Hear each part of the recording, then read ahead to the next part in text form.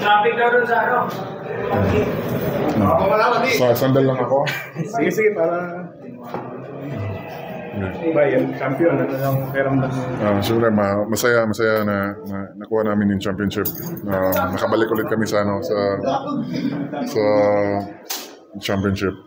So, thankful kami agad na nakuha namin to, and then walang na injury. I mean, like, seryosong nasaktan sa series. Credit pala credit sa Tokentex sa magandang series na binigay sa amin. Sana yung mga players na may iniinda, may injury, sana maka-recover agad. By 11 championship, sabi ni Chris sa amin kanina, parang may target daw kayong naman. Mga gutom na gutom pa rin kayo sa championship even after 11. Kasi nga, sabi ko nga kay Chris, hindi kami bumabata. So as much as possible, pag nakakuha kami ng opportunity na ganito, i-grab namin. So alam naman namin na hindi ganun kadali makakuha ng championship. Pero capable naman kami. Basta healthy lang kami. So, talk about TNT, giving you a good fight kahit injured. Okay. Sa kanila, mga key players pa yung injured, pero sa kabila nun, ganun pa rin yung Siyempre, yun nga sabi ko, di natin pwede baliwalain yung Tokentex. Back-to-back champion yun. Yung goal nila mga Grand Slam. So, yun yung hindi mo sila pwede i-underestimate. Kasi nga, experience na rin sila eh. Yung experience nila, mataas na rin. So, ayun. Yun nga, sana maka-recover na yung mga players na may injury. Yung kano ka motivated na makabawi dito sa Philippine Cup after nag-runner-up kayo tapos... Okay.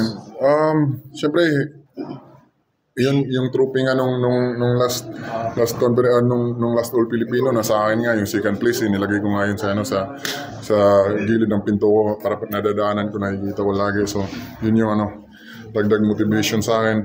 So, hihingin ko nga yung trophy niya. Yung trophy na yan, tatabi ko dun sa second place. So, ayan, dami kong pustahan yan, dami kong napanalunan, nalo ko pinat ko yung buhok niya, balbas ni Mo, tapos buhok niya, ni Chris. So, yan, ilalagay ko si Ziploc, tapos papurungan ko sa kanila. Tatabi ko sa net yun, paprayin ko yun. So, ano ko, papakulang mo yun. And then, siyempre, ilalagay ko yun sa yung malaking frame. Yun si Jericho Cruz, Finals MVP. Ano lang yung, hindi ikaw yung nag-Finals MVP. Deserve niya yun kasi siya yung nag-spark ng namin, ng runs namin, yung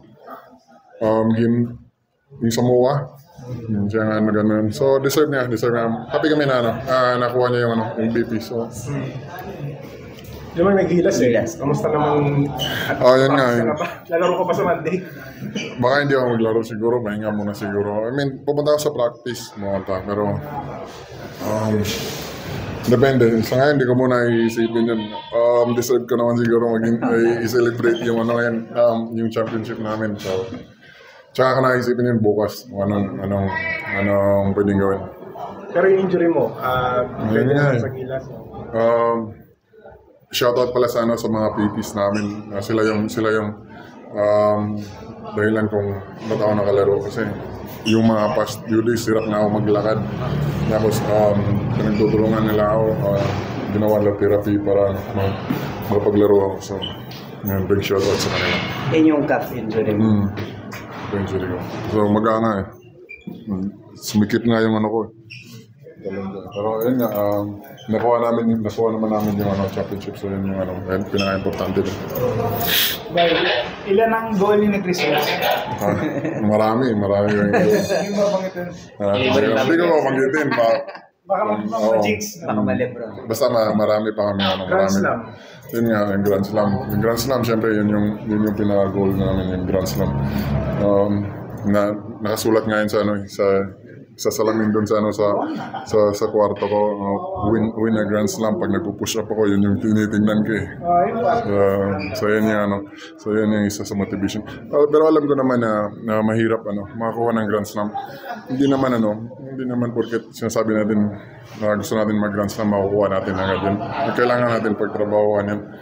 And then, yun nga, sabi ko sa inyo, hindi naman kami bumabata. Pero, yun nga, gagawin namin yung lahat. Ibibigyan namin yung best namin hanggat may ibibigay pa kami. So, yun. Tayo, dami mo ng awards, dami ng championships. Tingin mo yung Grand Slam na lang talaga yung kulang.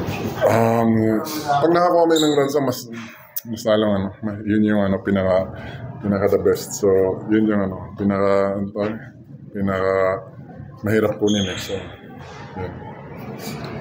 Thanks, bye.